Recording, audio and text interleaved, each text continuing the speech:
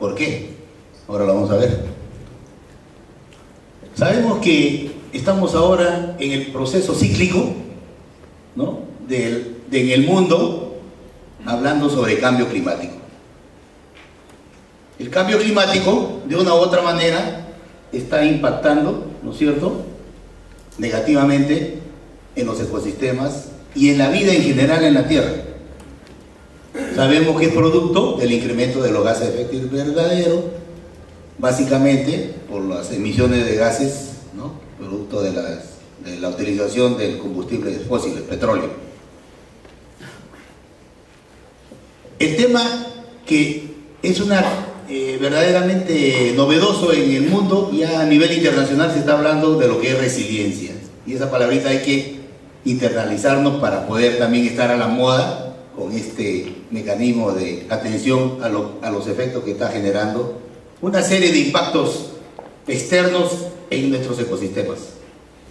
Resiliencia no es otra cosa que la capacidad para recuperarse de un disturbio o perturbación de los procesos físicos y ciclos bioquímicos regenerativos que deben realizar los componentes bióticos y abióticos, etcétera, etcétera, etcétera.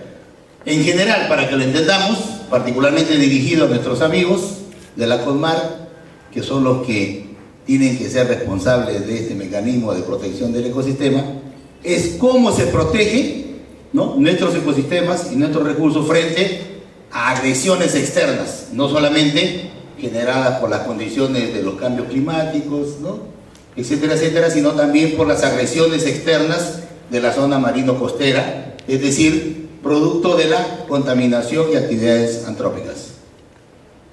Ustedes pueden ver ahí, la gráfica es bastante significativa, cómo es que podemos mantener un ecosistema como está ahora y cómo es que podría convertirse mañana, no tan mañana, estamos cerca de convertirnos en esto, sin alarmar. Seguimos con la resiliencia, ¿no? Es la clave para el desarrollo sostenido, claro, porque si un ecosistema es agredido, definitivamente pues los recursos que no han tenido la capacidad para poder protegerse de estos avatares, de estas agresiones, porque son agresiones externas, ¿no?, definitivamente pues vamos a tener un impacto en el desarrollo sostenible. Igualmente, ¿no?, los procesos que se dan ahí son los procesos producto, como vuelvo a decir, de las agresiones del calentamiento global, ¿no? Hay una alteración de la temperatura, hay un sobrecalentamiento, y los recursos que son más afectados definitivamente pues son los recursos sésiles, los que están en la zona costera, nuestros mariscos, ¿no?, están apetecidos y a la vez están agredidos. Bueno, este es otro esquema, ¿no?, muy técnico, muy científico, sobre lo que significa los océanos en el mundo, ¿no? Absorben el 30% capturan el 30% del dióxido atmosférico, ¿no?, y de las actividades antrópicas. Igualmente también absorben, son almacenes o sumideros de carbono, ¿no?, producto del incremento del dióxido de carbono atmosférico. De otro lado, tenemos otro gran problema en nuestros mares y zonas costeras, ¿no?, la desoxigenación, que viene a ser la disminución del oxígeno, producto de las actividades pues degenerativas que se están dando en las zonas costeras, ¿no?, por contaminación.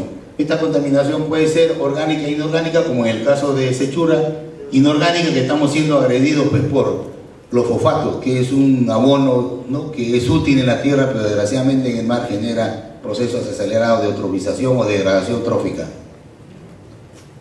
La acidificación de los océanos es otro tema mundial también que se viene tratando ya a nivel internacional, ¿no?, que está preocupando, porque directamente producto de del incremento de las emisiones de dióxido de carbono, el mar se está acidificando, ¿no?, porque el dióxido de carbono ingresa a nuestro mar y definitivamente forma más ácido carbónico y limita pues la formación de carbonato de calcio de las valvas y los exoesqueletos y organismos que utilizan este carbonato de calcio. Igualmente, ¿no?, los efectos ya les estoy diciendo. Si ustedes se van a dar cuenta, en muchos de nuestras zonas costeras van a haber problemas en lo que se refiere a la formación de estructuras sólidas, ¿no? Cálcicas, de carbonato de calcio. Vamos a encontrar posiblemente, dentro de poco tiempo, estructuras débiles, estructuras que no van a verdaderamente crecer en el tamaño y en la medida adecuada, producto de esta acidificación de los mares, ¿no? Está sucediendo ya en algunas costas, se encuentran, imagínense, ¿no? Si nosotros estaríamos, por ejemplo, Sechura, tiene en este momento tiene una densidad de carga, una biomasa, mejor dicho, de cerca de 25.000 toneladas, ¿no? De concha de abanico. Todas esas estructuras cálcicas de estas valvas, cuando son cosechados, se extraen y son arrojados en tierra. Y ese mar nuevamente tiene que volver a producir nuevas estructuras a la nueva población que se encuentran ahí sembradas. Hay también ciertas consideraciones que se están tomando en cuenta, ¿no? Que el producto del incremento de la temperatura en la atmósfera estaría provocando, ¿no?, la presencia y la proliferación de diversas bacterias, particularmente de vibrio, ¿no?, y el cólera. Esto en muchos países ya se está tomando muy en serio, porque definitivamente, pues imagínense, ¿no?, los problemas sanitarios se incrementarían y tendríamos de una u otra manera que aplicar algunas medidas de mitigación. Bueno, aquí vemos un instituto. El mundo actualmente, a nivel de lo que significa investigación, están tratando de estudiar, ¿no?, cómo es que las algas, tanto las micro como las macroalgas, pueden influenciar directamente en la sanidad y la calidad de los ecosistemas costeros. Se están invirtiendo millones de dólares en laboratorios como en ¿no?, de los Países Bajos, donde se vienen haciendo experimentos para utilizarlos como una medida de protección para la eutrofización de los mares. Bueno, llegamos a Marcona, ¿no?, nuestro querido Marcona, que ahora me da gusto que verdaderamente sirva de ejemplo para tratar un tema de lo que significa la preservación y conservación de recursos marinos costeros en esta maravillosa zona. Acá en este ecosistema, yo en realidad le llamo EMCM, ¿no?, más que PPD, porque ya de PPD yo creo que ya no tiene, como en aquellas épocas, esa denominación.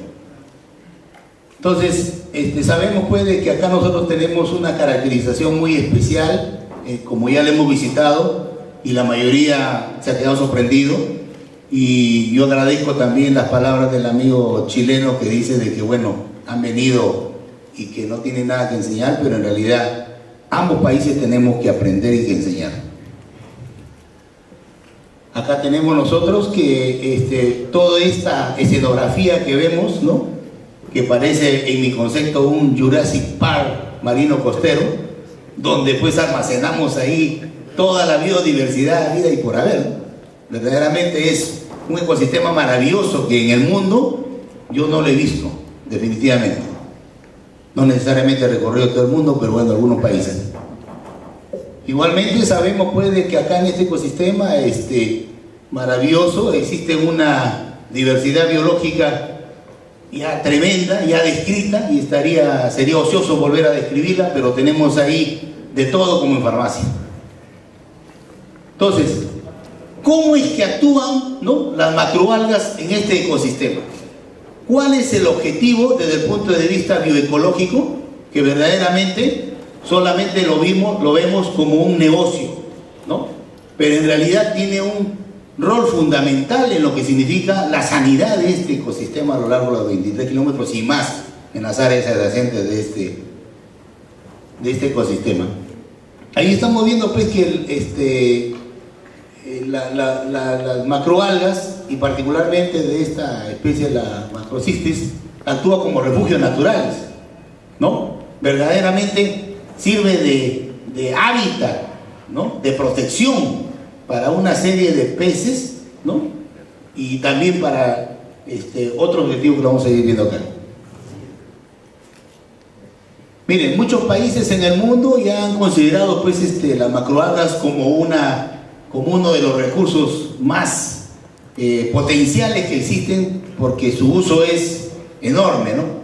Habría que preguntarse dónde, no sé, en qué industria no se utilizan las macroalgas. tiene un uso diverso. Entonces están invirtiendo millones de dólares para hacer cultivos, ¿no?, en las zonas costeras, particularmente como una medida para mitigar impactos negativos de procesos de eutrofización y también para purificaciones. También sirve, pues, como vemos ahí, este biofiltro, yo le llamo biofiltro orgánico, ¿no?, a todo lo que significan las praderas macroalgas. En algunas zonas como Marcona ya las tenemos, en otras las vamos a tener que implementar, como el caso de Sechura.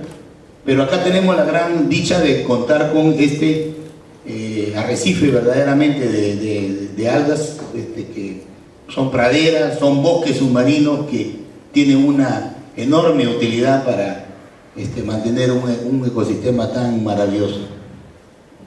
Igualmente, ¿no?, sirven, ya les dije, purificadores, van a servir para, como consumidores de dióxido de carbono, van a servir para mitigar la acidificación de estos mares, ¿no? Es decir, el dióxido de carbono es absorbido vía fotosíntesis, eliminan oxígeno y absorben dióxido de carbono, manteniendo una capacidad baja que se llama de potencial hidrógeno de la zona, ¿no?, para permitir una mayor asimilación de carbonato de calcio por los organismos bentónicos costeros, los mariscos.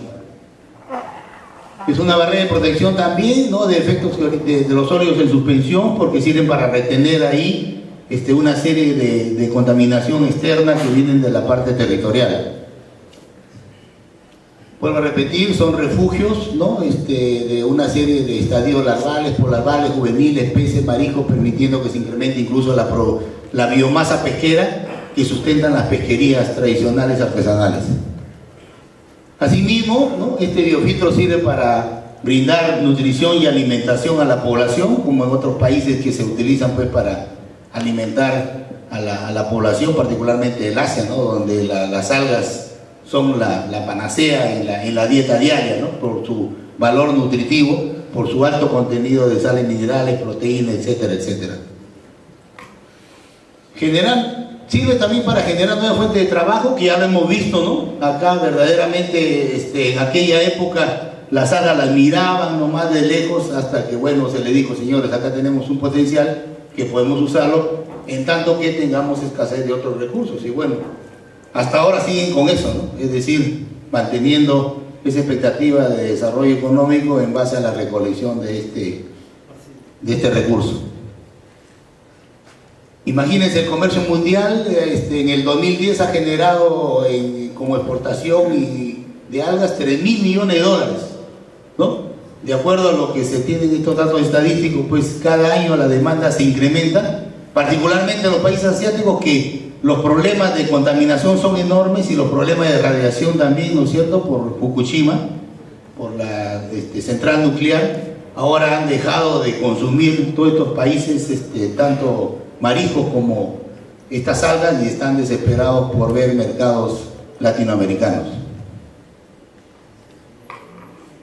Yo incluso he estado proponiendo, digamos, a nivel de ministerio, de que esta actividad de crianza de algas, ¿no?, a través de lo que significa la entrega de áreas de manejo para las organizaciones de pescadores, no solamente artesanales, ¿no?, puede servir de compensación para los periodos de veda que se aplican acá en el Perú, ¿no? Definitivamente las vedas, para que se puedan cumplir, en mi concepto, tiene que haber una compensación económica durante ese periodo de veda.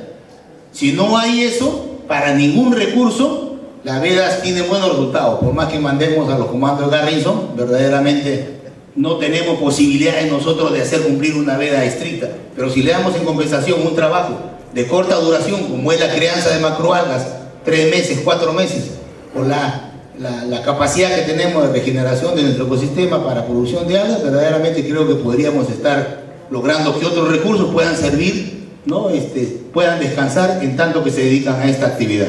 Como que lo están haciendo aquí en Marcona, ¿no? Definitivamente otros recursos están en descanso, mientras que se dedican a lo que es la recolección de las macroalgas. Y hemos hablado la calidad nutricional, que esto es infinita, las cualidades que tiene el consumo de macroalgas.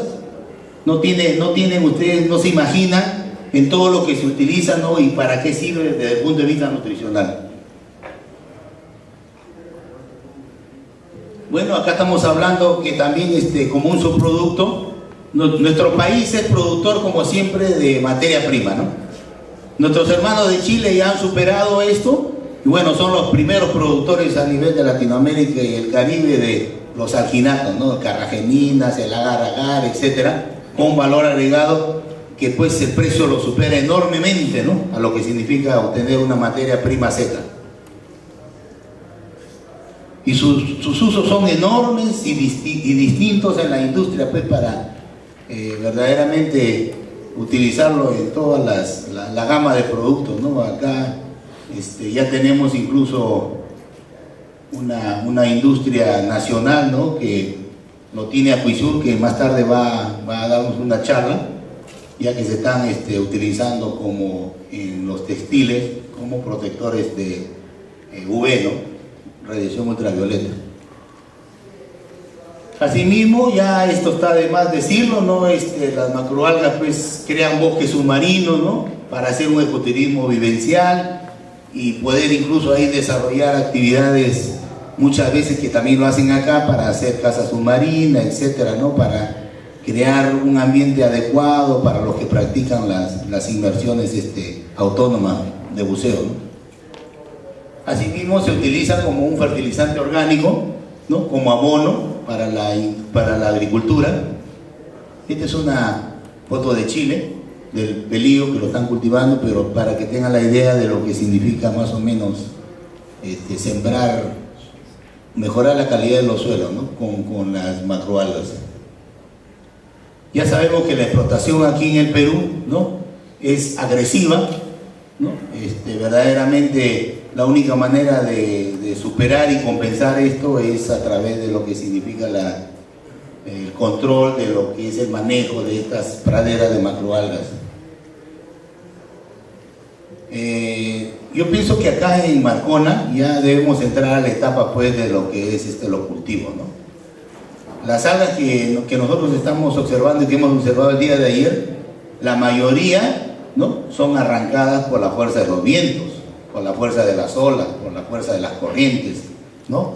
Sin embargo, yo considero de que nosotros deberíamos de ya utilizar algún mecanismo de fijación para mantenerla más tiempo en el mar, para poder obtener más biomasa, porque todo lo que estamos observando en la playa son juveniles, son plantas que verdaderamente todavía no han cumplido ni siquiera un ciclo de desarrollo, ¿no? de adulto, y muchos de los pescadores compañeros les he escuchado decir, no, son barazones de algo, de lo inservible, de lo que sobra. No es así, es lo mejor que se está varando, ¿no?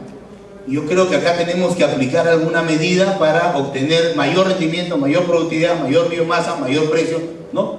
Y no verdaderamente obtener estas plantas que son todavía muy jóvenes, ¿no?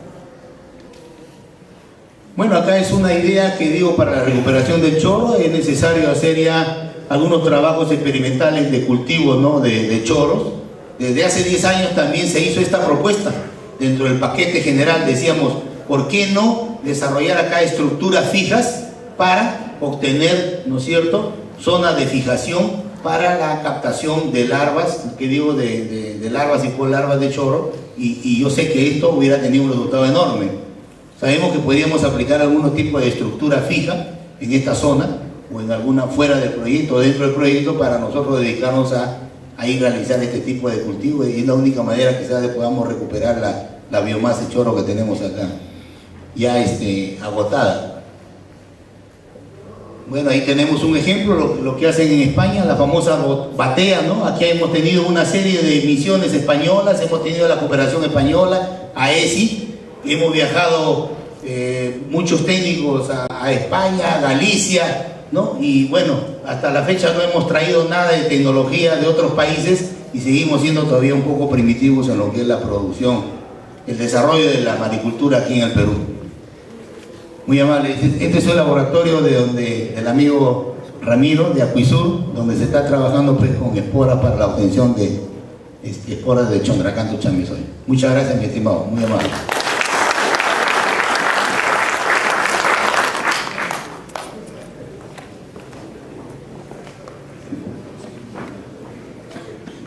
Tenemos tiempo para 2 preguntas.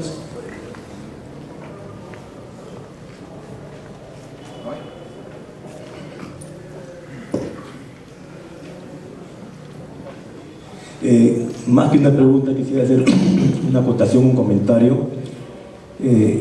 Yo personalmente no conozco estudios precisos que indiquen que las varazones de la zona de Marcona son principalmente juveniles, ¿no? Y lo otro es de que si hay alguna necesidad, yo diría que no es tanto de fijar esos juveniles para que no sean arrojados por un proceso natural a la orilla, sino más bien hacer estudios paralelos entre los rendimientos de los principales productos de las algas, estamos hablando de ácido argínico, laminarano, manitol y fucoidano, en función de la edad de las algas. El que les habla realizó un estudio en el ITP que no ha sido continuado y en base solamente a varazones. Pero al no tener la posibilidad de comparar estos rendimientos con unas algas que no han sido desprendidas, es más, con algas, realizar un estudio de estos rendimientos con respecto a la edad de las algas, entonces resulta un poco inseguro precisar lo que usted ha dicho. Por eso yo considero necesario de que se debe hacer lo que no se ha hecho hasta ahora, realizar estudios paralelos basándose en las mismas muestras de algas y comparando varazones versus algas que todavía están fijas, rendimiento de los principales productos bioquímicos que le dan el valor comercial a las algas, ¿no es cierto?, versus aspectos fisiológicos de las plantas, de las algas, ¿no?, la edad, el estadio sexual, etcétera, etcétera. Eso es lo que está faltando.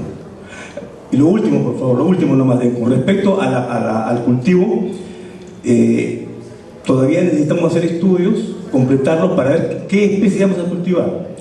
Aquí se está incidiendo, por ejemplo, macrocystis, pero ¿por qué? Porque es más rápido cultivarlas, la tecnología del cultivo está más desarrollada y más fácil asimilarla.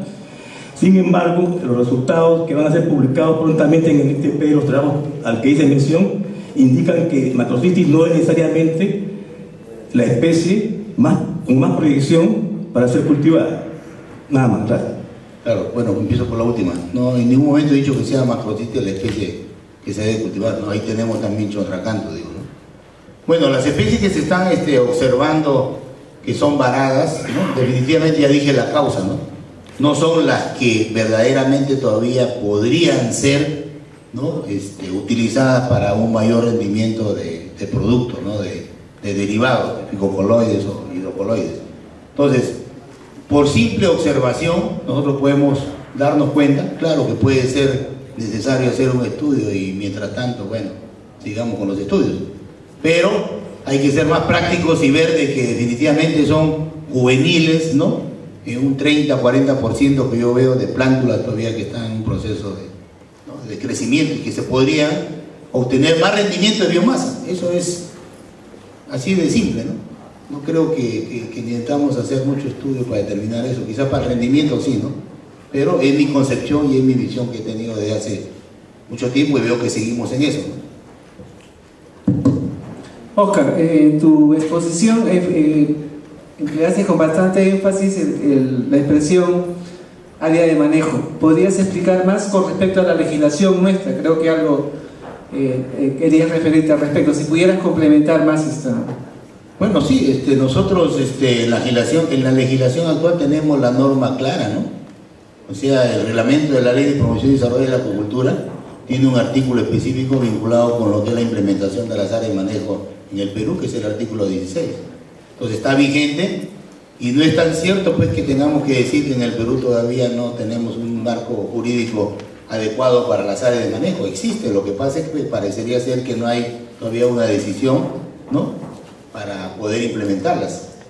Y esa es una de las cosas que también a mí me ha sorprendido, que han pasado 10 años y que todavía ustedes siguen como PPD y todavía no tienen la formalización del área, que ya le hemos escuchado a los amigos de Chile. Lo primero que se tiene que tener es